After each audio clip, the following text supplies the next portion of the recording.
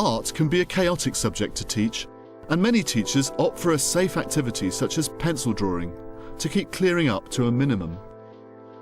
Art coordinator Peter Sanders shows how, with the right approach, teaching art can be adventurous and ambitious without the mess.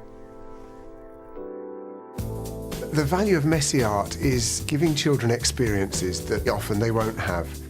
Most lessons are about containment and neatness, things being reined in. There's very little work done in schools which is tactile, and I think messy art, well, for a start, you don't know what's going to happen. And when it does happen, there are surprises, and I think those surprises are, I think the kids like them. I think they value them and they appreciate them. Today, Peter team teaches a Year 1 lesson on the subject of light and dark using charcoal and chalk, which he has planned with class teacher Sharon Owen. I think most children love art as a lesson, and it is a time for them to be more creative. Really, it's excitement that makes it messy. They want to play. That's what children do, really, isn't it? And that playing and practicing is an important part of learning how to use art materials. I don't feel very confident in my capabilities of doing it at all, which I do find very challenging as a teacher. I'm glad to have somebody in today who's more expert on it. I think it's about bringing that wow factor into lessons, really, that really makes it memorable for the children, and they're more engaged with what's going on. I think there's very little training in the teaching of art. So, not having tried it out, I think a lot of teachers are quite concerned about moving towards anything that is messier than a pencil. Close observational drawing rules, really, and there's not much else in some places. I think a lot of the time you can feel like you're putting in all this effort into getting out all these materials, and then the children do sometimes just make a mess with them, and it just seems that you've wasted your time, really. When I was thinking about the planning, I was worried about what she would feel was appropriate. I was really pleased about her willingness to go along with it and not say, oh, that's a no-no, but say, yeah, let's try that. Something that Sharon said, which I think is really important with little children, is not giving them too many bits of information and not asking them to do too many things at one time. I think you do need to keep the learning objective very, very simple, and for me, the learning objective was for them to show the effect that light has on an object. And we said, well, what are they familiar with? And Sharon mentioned that light and dark had been their science topic, so we thought we'd go from there. Because we really wanted them to think about the effect that light has on things, it did seem really important to make the room as dark as we possibly could for at least some part of the lesson. We want to change the atmosphere in the classroom completely. We'll see how dark we can get it, because it is the sunniest day so far this year. They're always talking about awe and wonder and how we're supposed to get that into our curriculum. And I think that it doesn't happen very often. I don't think we change our environment very often. We say it's good, but it doesn't happen. We're going to set up little islands of light, and some of them will be lit by candles, and others will be lit by these small angle poise lamps, so that when the children come in, they can see there's a very specific area of focus. We're putting the sand around so that the candles are less likely to fall over if anyone just knocks into the table. It'll help as a support for them.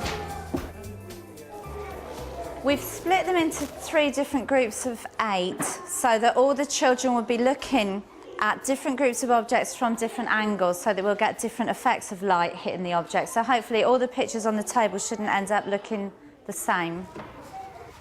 We've got building blocks, teddy bears.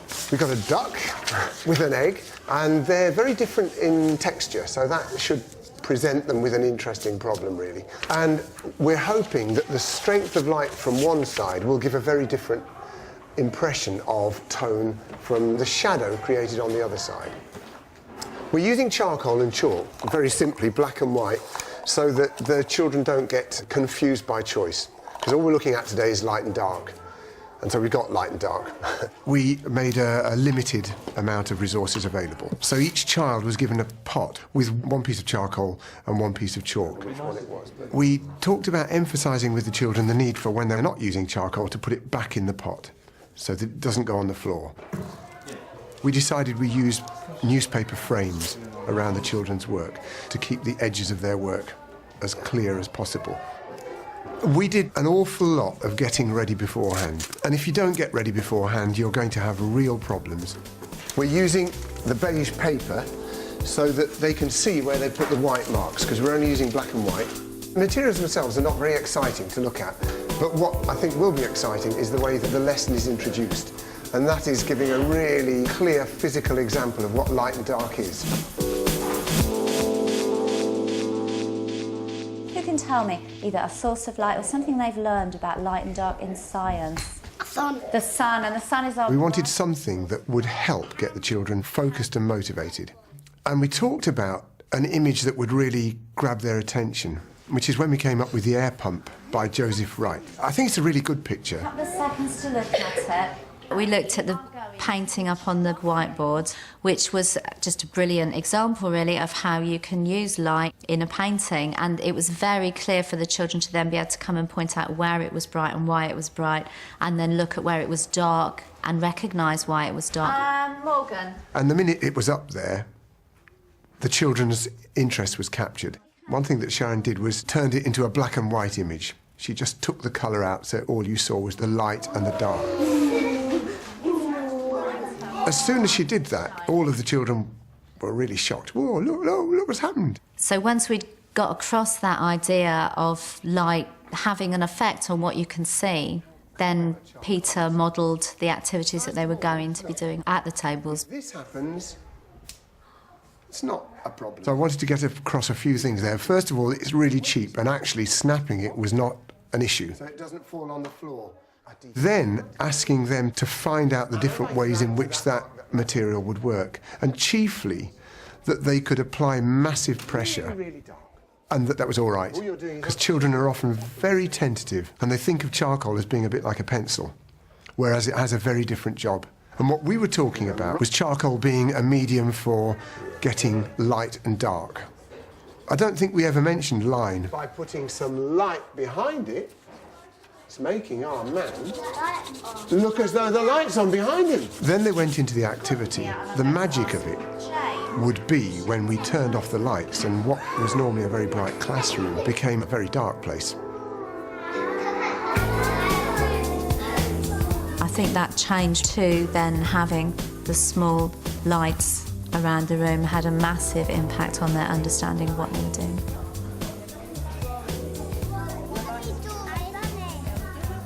Part of what you can see is light. A lot of them started straight away using the materials and not actually ever looking at what it was that was our still life on each table. So most of the time I was asking them to look again and really look.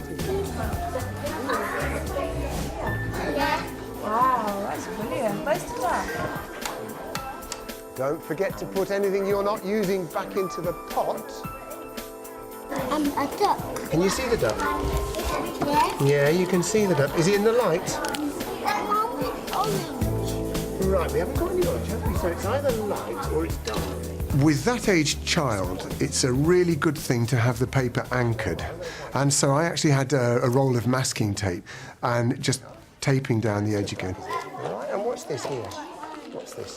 Avoiding mess is seeing things before they really get seriously troublesome. The sponges were very, very slightly damp. Actually, they were ideal for cleaning hands. It's like developing a photograph. You slowly see something emerging, and these children, you can see the duck now because I put black around it, and it's coming forwards. I think they were really engaged.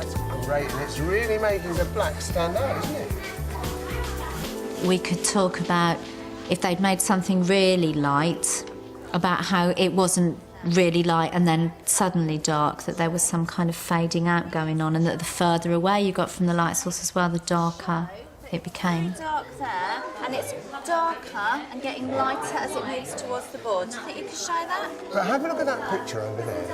Look at the picture there. Can you see the light? No, look at those people. Look at them. They just look like twins. Oh, I see what you mean. They look like twins, the pictures. I said it up there.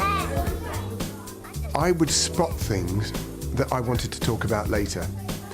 Things like where somebody had really achieved contrast, or where they had filled the page, or where actually they'd started to mix the light and the dark. Have a look though. I'm finished. Pencils, don't forget to put your names on your work. Towards the end, there's that tendency for children to get up and want to show you what they've done. That's deadly with paint, and it's really quite bad with charcoal.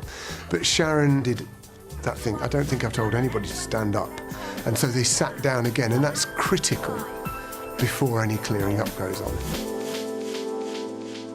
I just want you to wipe your hands and then pass the sponge off. Just pull it. That's the way. Once that activity was ended, it was really important to let them know that was the end of it and make sure that everybody had put everything back into the pots. Leaving a few children to help do certain jobs, not the messy jobs.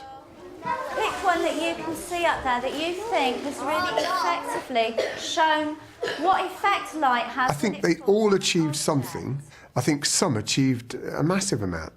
I think some were really great. I was shocked, actually, at how good some of them were. You can see it in the dark because it's got the shading around it. As the lesson started, I was quite worried that the end result wouldn't have anything to do with light or dark, but actually, they got the hang of it. There was a massive range of understanding of the task in hand. What is the black round it? What is all of that black? The shadow. The shadow. And why is the bear white? Because it was in the light. How many teddy bears are in that picture? One. The learning elements, they happen by accident sometimes. They're things that you can draw children's attention to once they've been done. It looks to me like there might be another one in the shadow. Point to that one. There's a kind of a shadow of a bear or a ghost of a bear. And I think it may have been a mistake. But lots of art is a mistake. Where was the light? Was it in front of the blocks or behind the blocks? Behind. It's probably the most successful illustration of the dark silhouette of the building blocks being pushed forward by that light. A duck, an egg and 2 bottles of paint. She's really gone for it with the dark here. There's not another piece of work there that has shown how solid you can make charcoal. This one was in the light and that one in the dark. She was able to articulate that this teddy was nearer to the light, this teddy was further back, but you could see bits of this teddy. The work that it took to get it organised was more than I would normally do, but actually I think it was well worth it, and it's worth putting in an extra 20 minutes preparing to get something that's really productive and isn't actually messy. There was no mess really at the end of the lesson from something that could have been. So yes, I would definitely be a more ambitious art teacher from now on. I think as with any art work, it can't be one-off. It's got to be that this is a lesson that leads into another lesson, that leads into another one, so that the teacher can start the lesson with, do you remember when we did that? We do it with everything else. You know, within science, do you remember we looked at light sources? Can you think of another one? And that would be seen as natural. But I think art is quite often seen as, I've done that, and that was quite hard work and quite a lot of effort, so I think I'll leave it for a while. Why do you like charcoal? Because it's fun and it makes my hands messier. I've never had my hands messy before and it's a bit fun.